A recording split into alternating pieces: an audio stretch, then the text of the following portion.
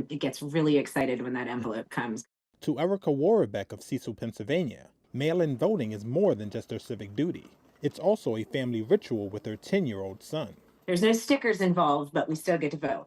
2 months after a primary election in April, she learned her ballot was not counted because she had inadvertently marked her ballot with an incomplete date. I was pretty surprised by that. My disappointment was more in the fact that if I had known, I would have shown up to the poll and cast a provisional ballot. Right. But there was no notification of that. Hers was among 259 mail-in ballots in her county that were not recorded because of a ballot error. I was frustrated with the system. I felt it was un-American in the process.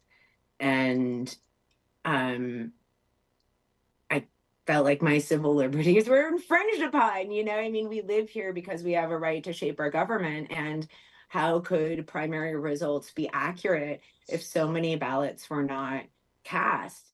In July, Worobec, who prefers to vote by mail because she suffers from an autoimmune disease, joined a growing number of voters who are going to court to ensure they have access to the polls and their ballot is counted in the November 5th presidential election. Their cases are part of the roughly 70 election-related lawsuits filed in 7 battleground states, including Pennsylvania, according to a review of cases on Democracy Docket, a website that tracks election cases. After being approached by the state's branch of the American Civil Liberties Union, Worobec agreed to join 6 other voters from Washington County, near Pittsburgh, who sued their election board. It's about transparency.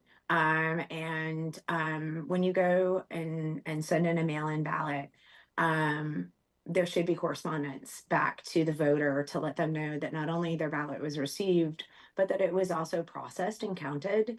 And if there are errors that would prevent that ballot from being counted, that you are receiving, correspondence that indicates that you had an error on your ballot and gives you opportunity to cast a provisional ballot. In August, a judge ruled that officials must document if a mail-in or absentee ballot has an error, so voters can mount a challenge or cast a provisional ballot at their polling place. The county election board did not respond to a request for comment.